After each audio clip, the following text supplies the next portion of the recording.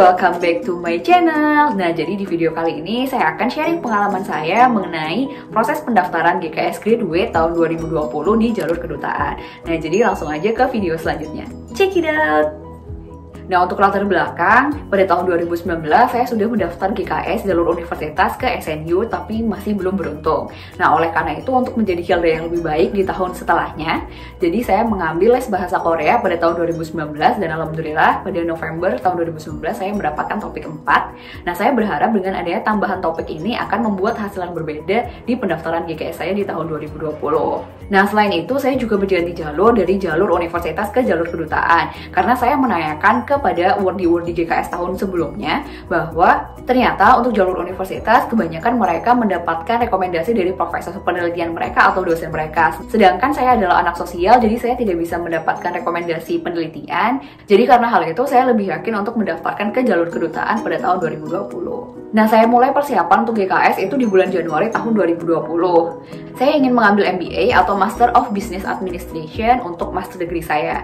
Nah, oleh karena itu saya mulai meng-email Sky University apakah MBA mereka itu di-cover oleh GKS. Nah, tapi ternyata SNU, KU itu tidak meng-cover, hanya Yonsei University untuk Global MBA dan di jalur kedutaan yang di-cover oleh GKS.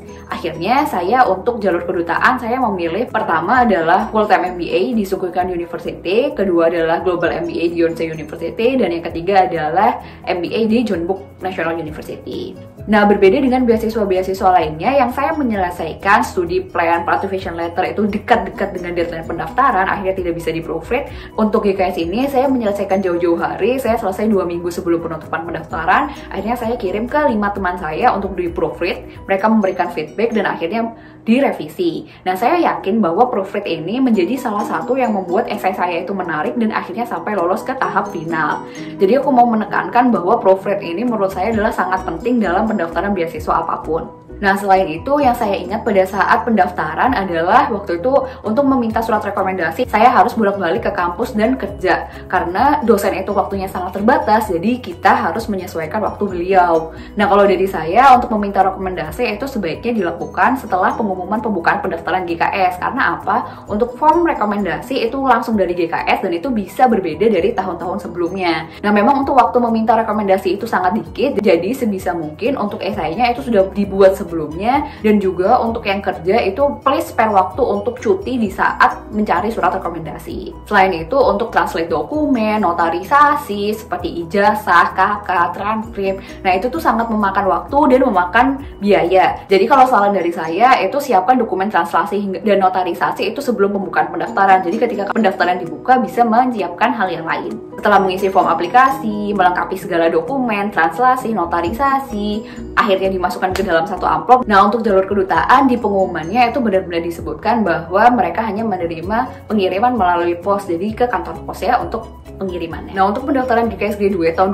2020 itu penutupannya di tanggal 9 Maret dan pengumuman first round-nya itu di tanggal 22 April. Jadi memang waktunya itu sangat panjang antara penutupan pendaftaran dan pengumuman first round-nya. Nah, di tahun-tahun sebelumnya itu biasanya di tengah-tengahnya akan dilakukan wawancara di Kedutaan Besar Korea Selatan. Nah, yang akan diwawancara itu semuanya sudah diseleksi dari semua aplikan, sudah dikerucutkan untuk yang wawancara. Setelah wawancara itu akan dikerucutkan lagi menjadi peserta final yang akan direkomendasikan dari kedutaan ke NIET. Nah, pada tahun 2020 jadi pengecualian karena waktu itu lagi peak banget COVID di Jakarta, jadi nggak bisa untuk wawancara langsung ke Jakarta. Nah, itu wawancara kedutaannya dihapuskan dan langsung diumumkan first round-nya pada tanggal 22 April dan itu langsung di-cut dari 527 aplikan ke 27 aplikan aja. Untuk tahap 2-nya itu benar-benar NIET yang akan menyeleksi kembali semua berkas-berkas yang dikirimkan oleh universitas maupun kedutaan. Jadi untuk aplikan kita benar-benar hanya menunggu. Nah, waktu itu untuk pengumuman tahap 2-nya itu di tanggal 29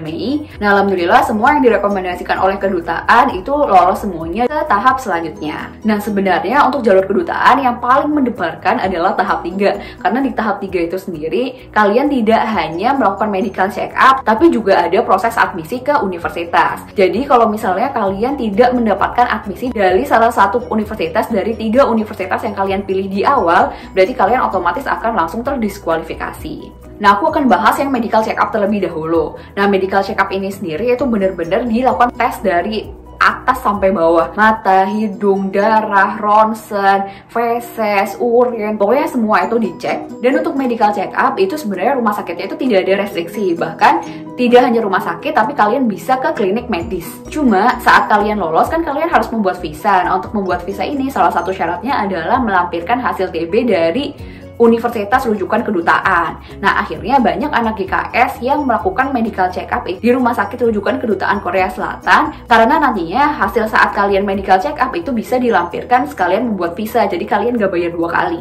Nah, tapi kalau aku, karena waktu itu aku posisinya ada di Kediri, saat itu rumah sakit rujukan kedutaan cuma ada di Surabaya dan Jakarta. Jadi aku gak bisa ke 2 kota itu. Akhirnya saya ke klinik medis yang ada di Kediri untuk melakukan semua medical check up-nya. Nah, biaya medical check up itu beragam. Nah, kalau misalnya di rumah sakit kedutaan, contohnya Medistra, nah itu biayanya 2,1 juta, nah itu udah include semuanya. Nah, nanti saat kalian medical check up, kalian bawa aja form TB yang untuk bikin visa kedutaan. Nah, nanti ketika kalian membuat visa, itu tinggal dilampirkan saja hasilnya. Nah, kalau saya sendiri, saya di klinik medis Kediri itu menghabiskan 980.000 untuk semua medical check up-nya. Nah, untuk visa kedutaan, saya ke Medistra lagi, karena hasil ronsen sebelumnya itu bisa dipakai, jadi saya hanya membayar 250.000 untuk tanda tangan dokternya di form TB kedutaan. Nah, untuk medical check up-nya sendiri, mungkin bagi banyak orang itu sangat mahal, tapi kalian coba ubah mindset-nya bahwa ini tuh sebenarnya untuk kesehatan kita sendiri. Kalau tidak ada situasi seperti ini, kita tidak akan mengecek seluruh kesehatan organ atau tubuh kita. Selanjutnya adalah untuk admisi universitas. Nah, untuk admisi universitas, aplikan harus menunggu email dari universitas-universitas yang kita daftarkan. Nah, jadi sebenarnya untuk admisi ini tergantung dari universitas masing-masing, apakah dengan hanya berkas saja mereka bisa menentukan admisi kalian atau mereka memerlukan wawancara untuk mengeluarkan surat admisi. Untuk berkas kita sendiri itu akan langsung dikirimkan dari niat ke universitas yang kita daftarkan. Jadi kita tidak perlu mengirimkan berkas-berkas kita ke universitas masing-masing. Nah, karena saya sangat beruntung, 3 universitas yang saya daftarkan itu semuanya membutuhkan wawancara. Nah, waktu itu adalah Sungkyunkwan itu di hari Kamis, Yonsei itu di hari Jumat. Nah, sedangkan Jeonbuk mereka memberikan informasi bahwa dalam satu periode 1 minggu itu mereka akan menelpon secara random. Nah, kalian tuh harus mengangkat untuk interviewnya. Nggak dikasih tahu jamnya, nggak dikasih tahu tanggalnya, pokoknya tuh harus diangkat. Kalau nggak diangkat tuh kalian bakal didiskualifikasi. Nah, untuk persiapan wawancaranya itu sendiri, saya mulai dari membuat Excel yang membandingkan semua universitas yang saya daftarkan. Pertama, saya bandingkan mata kuliahnya. Nah, mana yang mata kuliah wajib, mana yang mata kuliah pilihan. Nah, itu saya masukkan semuanya di Excel. Nah, habis itu mata kuliah mana sih yang sebenarnya saya suka, nah itu saya highlightin semua. Terus setelah itu saya juga bandingkan rankingnya. Nah, mereka punya ranking apa sih misalnya di dunia atau enggak di South Korea. Nah, rankingnya mereka ini bisa menjadi alasan saya kenapa saya ingin mendaftar ke universitas tersebut. Selain Excel perbandingan, saya juga menyiapkan satu Word. Nah, isinya adalah semua list pertanyaan yang kira-kira akan muncul di wawancara MBA. Nah, ini saya cari di internet. Nah, terus habis itu saya jawab sekalian, saya bikin jawabannya apa. Nah, di malam harinya saya telepon teman saya untuk latihan interview atau mock interview. Nah, dari situ saya mendapatkan feedback, misalnya jawaban saya kurang bagus atau perlu diganti. Nah, itu adalah fungsinya dari mock interview. Nah, ini adalah hari Kamis saat saya menyiapkan wawancara dengan Sungkyunkwan University jam 1. Nah, tiba-tiba di jam 11 itu ada telepon dari South Korea. Nah, untungnya itu diangkat oleh adik saya, jadi saya langsung bisa interview. Ternyata itu dari Jeonbuk University yang telepon untuk wawancara via telepon. Nah, durasinya itu 7 menit, jadi benar-benar singkat untuk di Jeonbuk University. Dan pertanyaannya adalah, kenapa sih kamu pilih Korea Selatan sebagai studi? Terus kenapa kamu pilih Jeonbuk University? Sama sebutkan 3 personality kamu dan jelaskan. Karena saya sudah melakukan banyak persiapan untuk pertanyaan-pertanyaan seperti itu, jadi saya bisa menjawabnya dengan baik.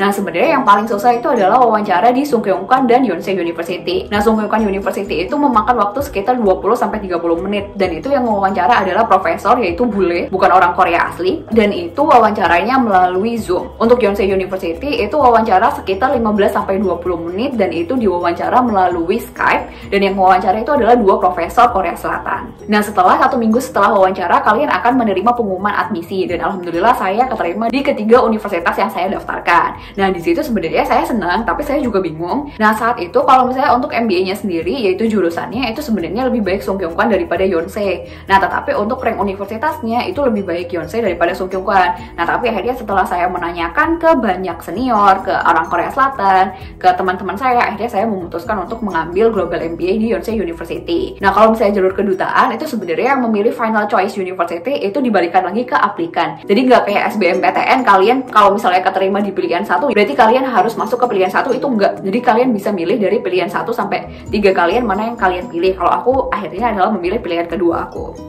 Dan yang paling ditunggu-tunggu, itu tanggal 29 Juni di pengumuman final. Dan alhamdulillah saya diterima menjadi awardee GKS Graduate tahun 2020 untuk Global MBA di Yonsei University. Dan saya mendapatkan Korean Language Institute-nya itu di Busan University of Foreign Studies. Untuk proses keberangkatannya sendiri itu sedikit berbeda. Nah, karena banyak sekali tambahan prosedur kesehatan karena adanya COVID-19 itu sendiri. Seperti tambahan medical certificate yang berlaku 48 jam saat kalian membuat visa. Untuk harga visanya itu sendiri sebenarnya kita udah di cover nih sama GKS untuk biaya pembuatan visa yang dari kedutaan. Namun karena kita membuat visanya itu di Cafe Aceh, jadi ada fee untuk Cafe Aceh-nya mungkin sekitar 250.000, aku nggak inget exactnya berapa. Jadi kita hanya membayar untuk fee Cafe Aceh-nya saja. Nah, selain itu karena corona semua jadwal penerbangan itu kan tidak tentu. Jadi kita itu baru dapat etiket untuk keberangkatan itu H-3 sebelum keberangkatan. Jadi bayangkan deg-degannya kayak gimana, ini beneran jadi berangkat atau enggak. Dan saat check-in-nya pun ternyata kita masih perlu untuk rapid test, kita harus membawa self quarantine form, terus kita harus ada medical certificate. Nah, itu jadi banyak prosedur kesehatan yang harus dilampirkan. Nah, selain itu kita harus karantina 14 hari di South Korea. Dan itu nggak boleh keluar kemana-mana. Jadi benar-benar di dalam ruangan, silahkan kalian menikmati hidup selama 14 hari. Nah, tapi alhamdulillah sekarang karantina udah selesai dan saya juga sudah mengikuti kelas bahasa sekitar 2 minggu. Dan di sini kelasnya hybrid, 2 hari kelasnya offline dan 3 hari itu kelasnya online. Jadi sekian sharing pengalaman saya. Semoga video ini bermanfaat. Sampai jumpa di video selanjutnya. Dadah!